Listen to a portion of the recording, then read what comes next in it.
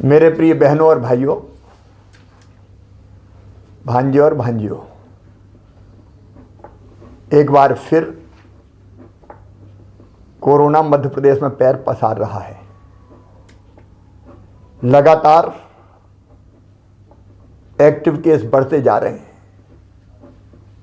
विशेषकर इंदौर, भोपाल,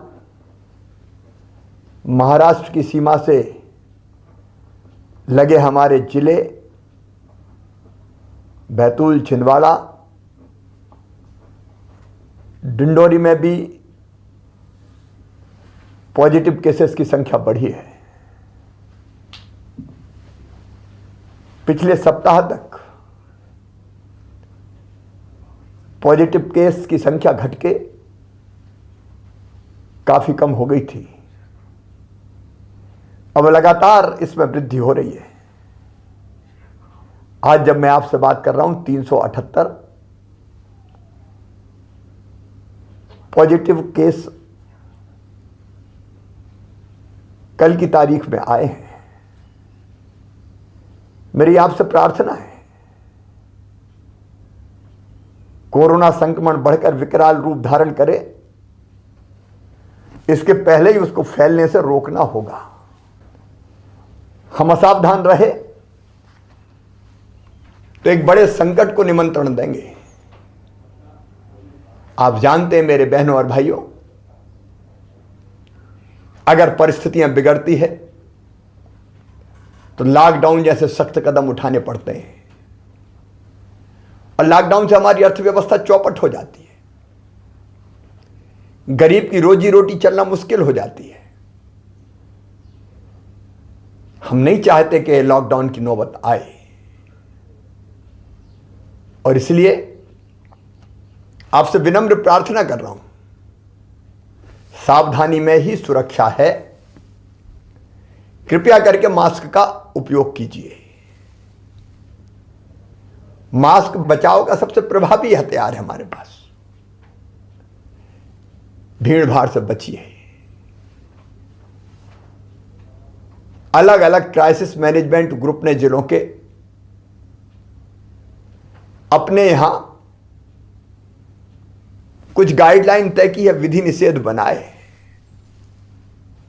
कृपया करके उनका पालन कीजिए। हमने प्रभावित जिलों में जहां क्राइसिस मैनेजमेंट ग्रुप ने यह फैसला किया है कि बड़े मेलों का आयोजन नहीं होगा, वहां ऐसे बड़े मेलों का आयोजन निरस्त किया है। कुछ जिलों में इंदौर जैसे शादी और विवाह की संख्या को भी हाल की क्षमता से आधी किया है। अलग अलग जिलों की परिस्थिति के हिसाब से जिलों ने ही फैसले किए हैं। मेरी आपसे अपील है, उन फैसलों का सम्मान करें। अभी हम नाइट कर्फ्यू नहीं लगा रहे, लेकिन परिस्थिति अगर बिगड़ी तो फिर हमको उस दिशा में भी जाना होगा। मेरी सरकार की भरपूर कोशिश रहेगी कि हम इस संक्रमण को किसी भी कीमत पर फिर से न फैलने दें, लेकिन खतरे की घंटी बज रही है। आपके सहयोग के बिना संक्रमण रोकना संभव नहीं है।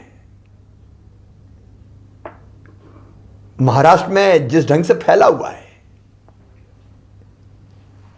हमारे बॉर्डर के डिस्ट्रिक्ट,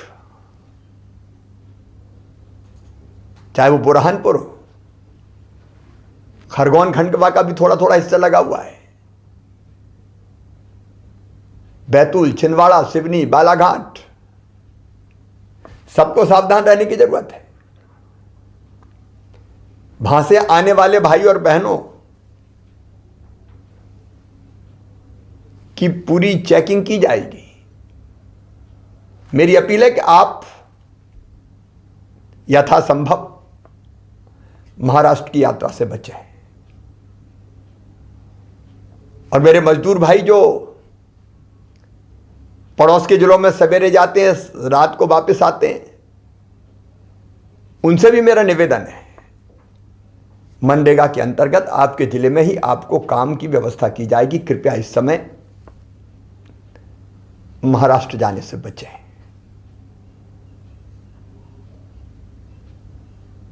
मैं फिर एक बार कोरोना के संक्रमण को रोकने के लिए आपसे सहयोग की अपील करता हूं। आपके सहयोग से पहले भी हमने कोरोना को